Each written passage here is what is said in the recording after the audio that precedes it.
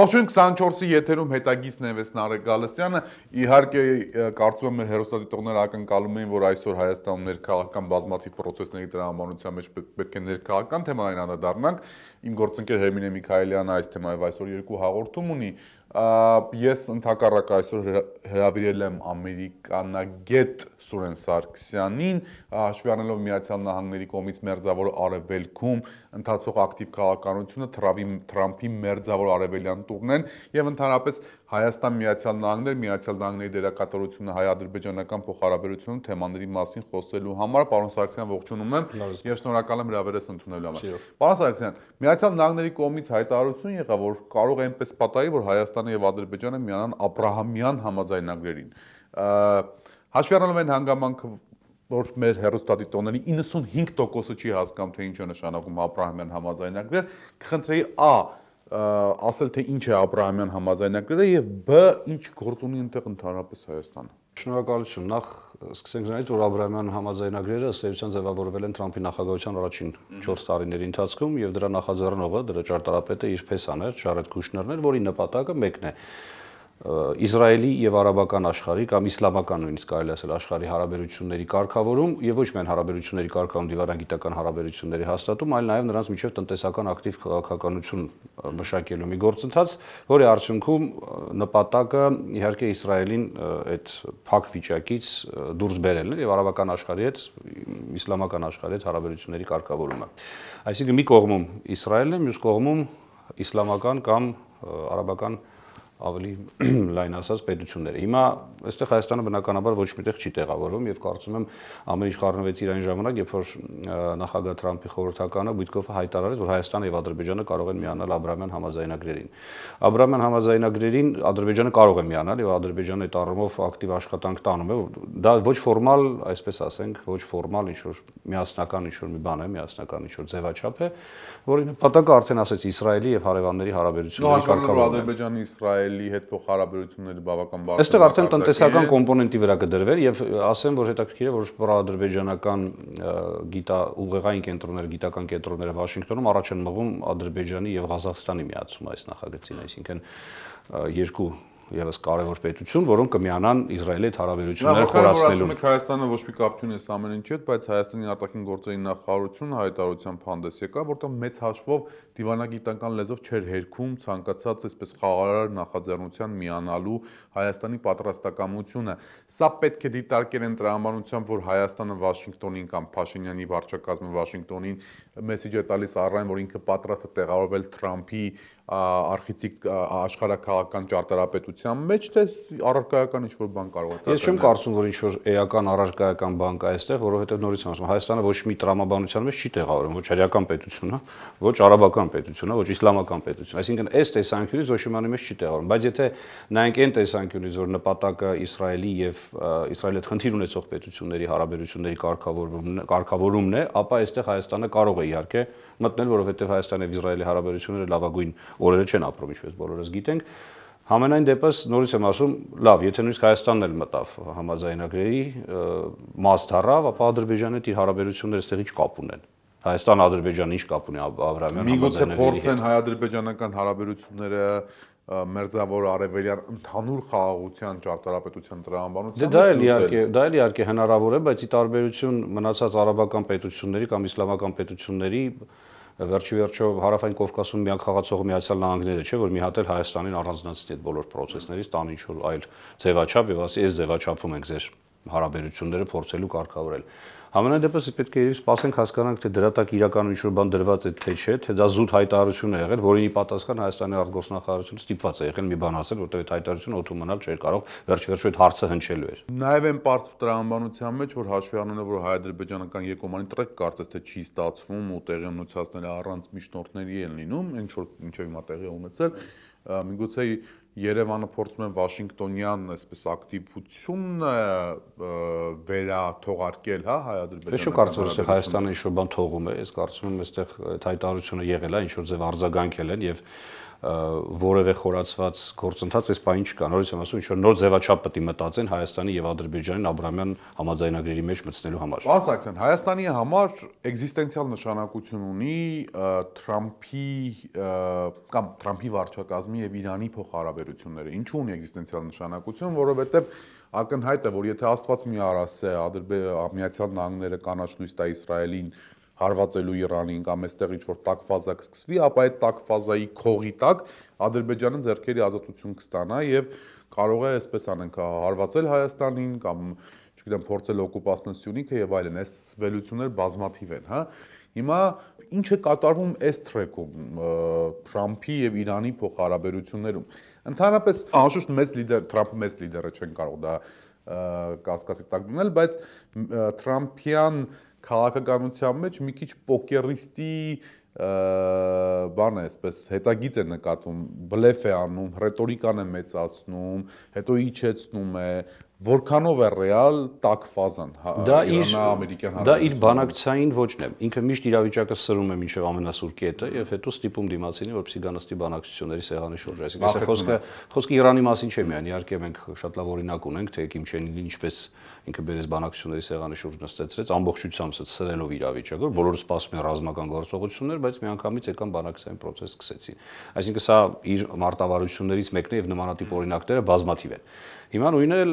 Թրամփը կարող է անել Իրանի պարագայում, բայց մենք տեսնում ենք, որ այստեղ զգուշավոր լավատեսություն երկու կողմից էլ կա։ Իհարկե դեռ դանդաղ է գնում process-ը առաջ, բարդ է, որովհետեւ սկզբունքային դիրքորոշումները էապես տարբերվում են, բայց ամենայն դեպս մենք գործ ունենք մի իրավիճակի, երբ որ երկու կողմերն զգուշավոր իրար հետ, այսպես ասենք, երկխոսում են, այսինքն սա հույս է մեզ տալի եւ մեզ համար կարծում եմ Հայաստանի համար էկզիստենցիալ համաձայնում նշանակություն կունենա այդ երկու պետությունների հարաբերությունների կարգավորումը, որովհետեւ առնվազն գոնե որ իրար չսպանեն, էլի։ Առնվազն, որովհետեւ ոտի տակ մենք ենք գնալու, բայց եթե երկուսի հարաբերությունները կարգավորում են, դա նշանակում է, որ Իրանի դերն նշանակությունը տարածաշրջանում մեծանում է եւ որպես հակակշիռ է մեծանում Թուրքիային։ Սա նույնպես պետք է հաշվի առնել։ Այսինքն այս հիմա մոտավորապես առաջիկա շրջաններում մենք չենք կարող հույս ունենք, որ այսինքն չի լինի այդ սրացում հարաբերությունները։ Կարծես թե չի լինի եւ այստեղ շատ կարեւոր է կարծում եմ նաեւ Իսրայելի հետ հարաբերությունները Միացյալ Նահանգների, որովհետեւ սա էապես փոխկապակցված process-ներ են։ Շատ բարդ հարաբերություններ ունեն Միացյալ Նահանգների։ Նետանյահու եւ Թրամփի միջանձնային փոխհարաբերությունները։ Տեսեք, ինչ տեղի ունեցավ մի շատ հետաքրքիր բան, Թրամփը իր երկրորդ նախագահության առաջին այցը տեղի ունեցավ հենց Սաուդյան Արաբիա։ Իդեպ իր նախագահության առաջին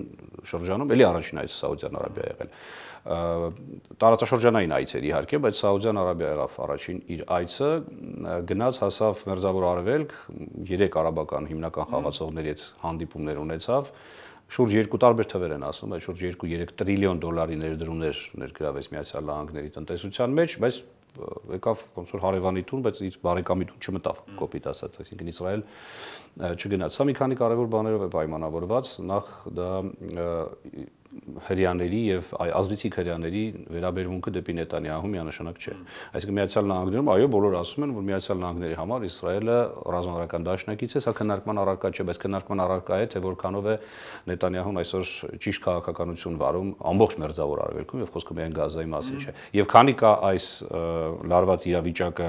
նույնիսկ ազդեցիկ հրյաների համար Միացյալ Նահանգներում, Թրամփը ես կարծում եմ դրա համար զգուշավորություն անում։ Հետո երկրորդ կարևոր հանգամանքը այն է, որ ի տարբերություն իր նախագահության առաջին 4 տարիներին Ջարեդ Քուշներն իր շրջապատում այլևս որպես խորհրդական չկա, այսինքն իր փեսան, էթնիկ հրյա, ով որ շատ լուրջ ազդեցություն ուներ, այդ նույն Աբրահամյան համաձայնագրերի հարցում ամբողջությամբ դա իր, այսպես ասենք, նախագիծներ, իր պրոյեկտներ եւ որը որ ինչ-որ առումով բնականաբար հաջողեց։ Իսկ հիմա նա չկա, այսինքն այդ մի ազդեցիկ մարդը իր քաղաքական շրջապատում չկա, ընդհանրապես զբաղվում է բիզնեսով։ Սա նույնպես շատ կարեւոր է հասկանալու համար Մերձավոր Արևելյան կամ իսրայելական ուղղությունը։ Այսինքն Իսրայելը իհարկե ռազմավարական դաշնակից է որպես ընկալվում, բայց արդեն նույն հրյաների մեջ լուրջ քննարկման առարկա է, թե որքանով է Նետանյահուի քաղաքականությունը ընդհանրապես adekvat են իրավիճակում, որում որ այսօր Իսրայելը։ Այսինքն որը բանը բազեական, հա, այսպես սրացման, ռազմական էսկալացիայի բարձրացման այդ քաղաքականությունը։ Այո, նույն այդ մարտիկ, նույն այդ հրեական տարբեր ազդեցիկ գործիչներ, լրատվամիջոցներ, խմբագիրներ, լրագրողներ շատ սուր քննադատության են ենթարկում Միացյալ Նահանգներում Նետանյահուին եւ այստեղ երևում է, որ Թրամփը փորձում է ինչ-որ առումով դիստանցավորվել Նետանյահուից, որովհետեւ պոպուլար գործիչ չի հիմա Նետանյահուն։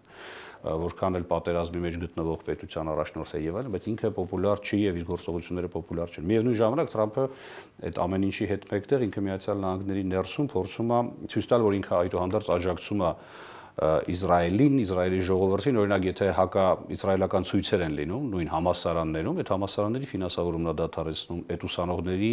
վիզաներն է դադարեցնում, նրանց դեպորտացիայի է ենթարկում իրենց պետություններ, եթե Համասի կամ հակա-իսրայելական ինչ-որ ցույցեր են լինում, մի խոսքով, այսինքն ինքը այս առումով էլ կարողանում է շատ ճիշտ բալանսը պահել, ցույց տալը, որ Իսրայելի ժողովրդի հետ են, որովհետև հակասեմություն լինել չի կարող Միացյալ Նահանգներում, բայց միևնույն ժամանակ զգուշավորվում է Նետանյահուից եւ սա նույնպես շատ կարևոր է, բայց չմոռանանք նաեւ, որ առաջին մարտը այցելեց Սպիտակ տուն Թրամփի նախագահության օրոք հենց Բենյամին Նետանյահուն էր։ Այսինքն ինքը շատ զգուշ փորձում է խաղալ երկու ազդեցիկ հրեական, այսպես ասենք, խմբերի միջև, որոնցից մի մասը ընդունում է Նետանյահուին, մյուս մասը չի ընդունում։ Պարոն Սարգսյան, գալով Թրամփի ռուս-ուկրաինական թրեքին, հա, այստեղ էլ Թրամփը բարձրացնում է դոզաները, որ կամ եկեք խոսեք, կամ հետո ես Ամերիկան քաշվում եմ մի կողմ եւ այլն։ Ակնհայտ է, որ Ռուսաստանը ունի իր ռազմավարական շահերը եւ ինչ որ մի կետ կա, որին պիտի հասնի հակառակ պարագայում անիմաստ է դառնում ամբողջ ռազմական գործողությունները։ Իմաստնավորի գիտենք, որ ուկրաինական 4 շրջան Ռուսաստանի սահմանադրությամբ դարձել է Ռուսաստանի Դաշնության մաս եւ խոսքը վերաբերում է հենց դրան։ Այստեղ էլ Ուկրաինան պարզ է, որ ինքն իրենով չի գնալու այդ զիջումներին։ Եթե մենք այնուամենայնիվ տեսնենք մի իրավիճակ, որ Կիևը եւ Մոսկվան չեն կարողանում համաձայնվել եվրոպացիների աջակցությամբ մանավանդ, հա, Կիևի պարագայում, ինչ կարող ենք ակնկալել Միացյալ Նահանգներից։ Հարցս հետևյալն է, հնարավոր է վերադարձ բայդենյան քաղաքականության Ուկրաինայի հարցում, թե ոչ, այսինքն ակտիվ աջակցություն Ուկրաինային ընդդեմ Ռուսաստանի դեմ պատերազմի։ Ես կարծում եմ նման ցանկություն այս վարչակազմը չունի, Թրամփի վարչակազմը նման ցանկություն չունի, եւ ասեմ ավելին, ռուս-ամերիկյան բանակցությունները միայն Ուկրաինայի շուրջ չեն։ Ռուս-ամերիկյան բանակցությունները նաեւ երկկողմ հարաբերությունների կարգավորմանն են միտված, դեսպանությունների adekvat եւ նորմալ աշխատանքին են միտված են այդ հարաբերությունները վերականգնելուն, տնտեսական ոլորտում համագործակցության եւ այլն։ Այսինքն այս տեսանկյունից մենք տեսնում ենք, որ միայն Ուկրաինայի մասին չեն խոսում։ Եթե ուկրաինական գործոնը դուրս է գալիս, եթե ուկրաինացիները ասում են, ենթադրենք, մենք չենք ուզում բանակցություններ կամ ռուսները ասում են մենք չենք ուզում բանակցություններ, ես կարծում եմ Թրամփը կշարունակի իր հարաբերությունների կարգավորումը Ռուսաստանի, որովհետև վերջի վերջում մենք պետք է հասկանանք, որ Թրամփի հիմնական թիրախը Ռուսաստանը չէ,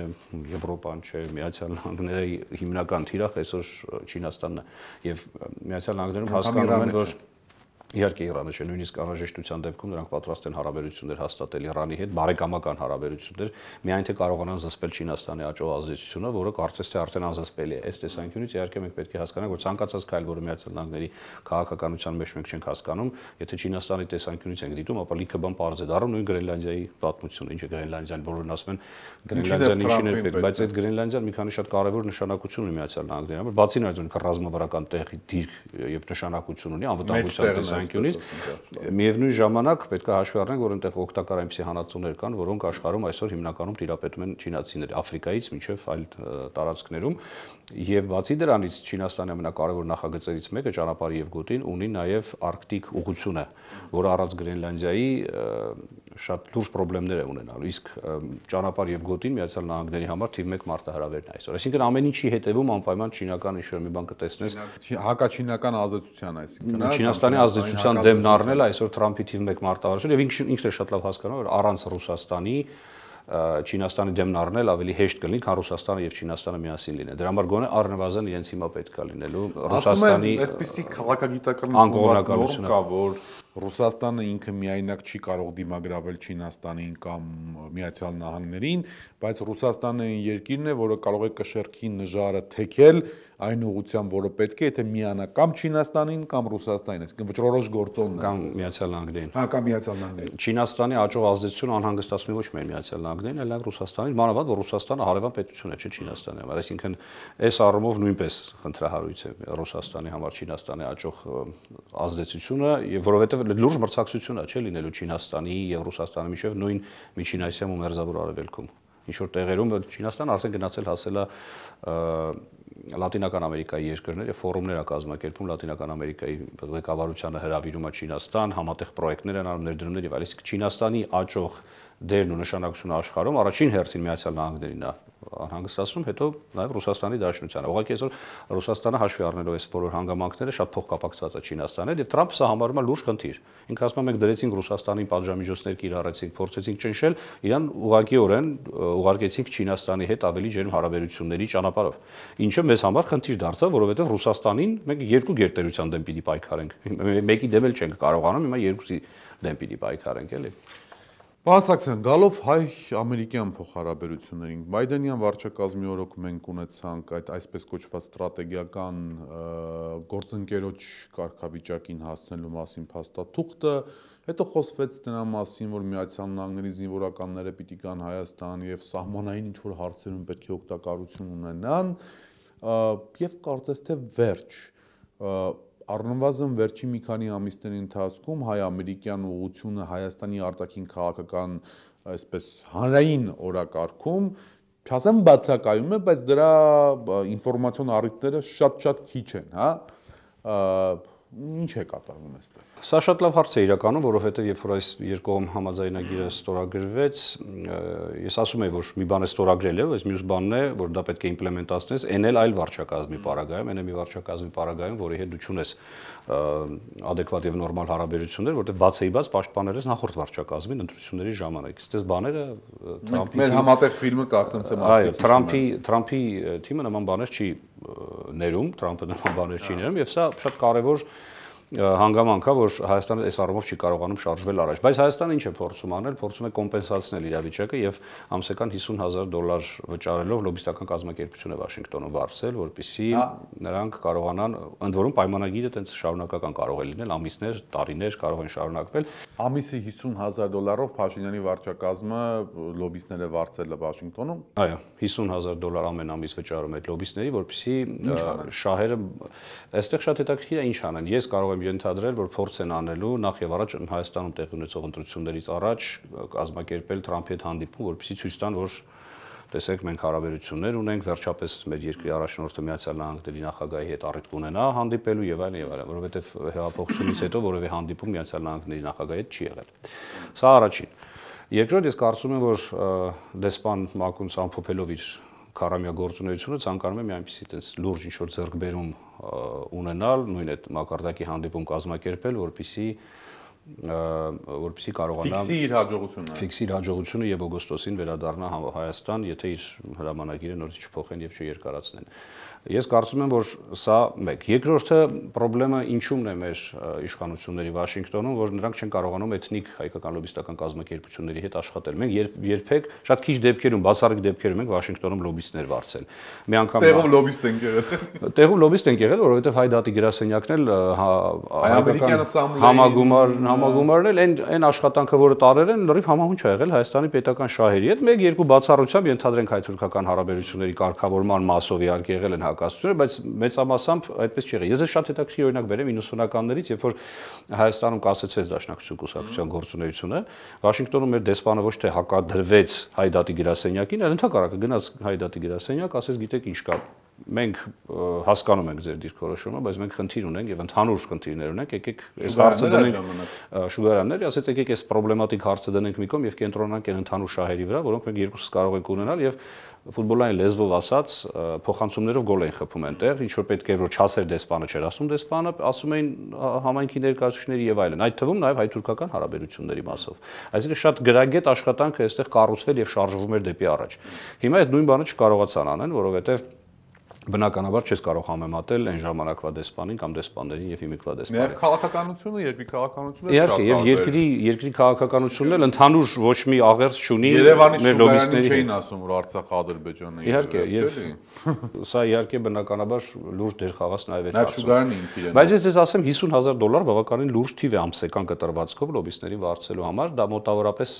այնպիսի թիվ է, որը որ Ադրբեջանն է շատ հաճախ անում, բայց Ադրբեջանը տարբեր խողովակներով է անում, ոչ միայն դեսպանությունով, այլ նաեւ Սա պետական բյուջեից է, հա։ Սա պետական բյուջեից պայմանագիր է, որի կնքող մի կողմը լոբիստական պրոֆեսիոնալ կազմակերպությունը, մյուս կողմը Հայաստանի Հանրապետության դեսպանությունը։ Ճիշտ եմ հասկանում, պետական բյուջեով փորձում են ազդեցություն ձեռք բերել, իշխանության համար քաղաքական դիվիդենտներ։ Ես կարծում եմ, որ այդուհանդերձ դա քաղաքական իշխանության համար դիվիդենտներ բերելն է, որտեղ ռեալ օրակարգ հայ-ամերիկյան հարաբերություններում այդպես էլ չի ձևավորվում։ Այո, այդ փաստաթուղթը ստորագրվեց, բայց դրան միս ու արյուն պետք է տալ, չէ՞, իսկ այդ միս ու արյուն տալը դա շատ լուրջ բան է։ Եթե մի $500,000 մոտավորապես վճարեն ու վերջում Փաշինյանի եւ Թրամփի հանդիպումը կազմակերպի ընտրություններից առաջ, դա ներքաղաքական էֆեկտ կարող է ունենալ, ցույց տալ, որ գիտեք, տեսեք աշխարհի բոլոր մայրաքաղաքներում կամ ամենախոշոր մայրաքաղաքներում ընդունելի ընկալելի իշխանություններն այս իշխանությունը, դա կարող է քարոզչական նաև նպատակ ունենալ։ Համենայն դեպս ես կարծում եմ, որ այն գումարը, որը ծախսում են, կարող էին իհարկե խնայել եւ ավելի ճիշտ աշխատանքով մեր այնտեղի համայնքի հետ շատ ավելի լուրջ արդյունքներ ունենալ։ Նորից եմ ասում, լոբիստներ սովորաբար չեն վարձվել։ Վերջին անգամ $10,000 ընդհանուր լոբիստական կազմակերպություններից մեկին տրվել էր 4-5 տարի առաջ Bob Dole-ի լոբիստական կազմակերպությանը։ Էլի Փաշինյանի իշխանությունը։ Այո, ընդ որում Bob Dole-ը 99 տարեկան էր այդ ժամանակ, այսինքն այդ մարդը բնականաբար ոչ մի բան չէր անելու, ուղղակի ինչ-որ փոքր նպատակով այդ լոբիստական կազմակերպությանը $10,000 տվել են ինչ-ինչ խնդիրների լուծման համար։ Համենայն դեպս նման բաներ սովորաբար տեղի չեն ունեցել, որովհետև չի եղել այնպիսի խնդիր, որ դրվեր մեր լոբիստների առջև եւ նրանք չկարողանային լուծել։ Էնել հայ-ամերիկյան հարաբերություններում, այո, այդ Վաշինգտոնում հայկական ընդհանրապես Վաշինգտոնում հայկական լոբին համարվում է 3 ամենակազմակերպված լոբիստական կազմակերպություններից մեկը, հրեական, հունական եւ հայկական, սա է աշխատվածքը եւ տարբեր ԶԼՄ-ներում, New York Times-ի նման ԶԼՄ-ներում եւ այլ ԶԼՄ-ներում կամ շատ տարբեր գիտական աշխատություններում կտեսնես, որ հայկական լոբին որպես էթնիկ լոբինգի լավագույն օրինակ է բերվում, թե ինչպես է պետք որպես էթնիկ միավոր աշխատել այդ պետության ներկայացուցիչների հետ, որտեղ դա օրինական երևույթ է Միացյալ Նահանգներում։ Վճարում ես եւ ծառայություններ ես ստանում ազդեցության ձեռքբերման համար։ Հետաքրքիր իրավիճակ է։ Շնորհակալ եմ շատ, պարոն Սարգսյան, հրավերս ընդունելու հետաքրքիր զրույցի համար։ Ինչպես ասաց պարոն Սարգսյանը, Սուրեն Սարգսյանը, կար ժամանակ, երբ որ մենք ոչ մի կոպեկ չէինք վճարում Միացյալ Նահանգներում մեր լոբիստական գործունեության համար, ավելին, որպես կողմ այդ լոբիստական կազմակերպությունների միջոցով կարողանում ենք ներդրումներ բերել Հայաստան, այսօր այլ իրականությունում ենք ապրում։ Իմ հյուրն էր Ամերիկայի հարցերով փորձագետ Սուրեն Սարգսյանը, լավ եղեք։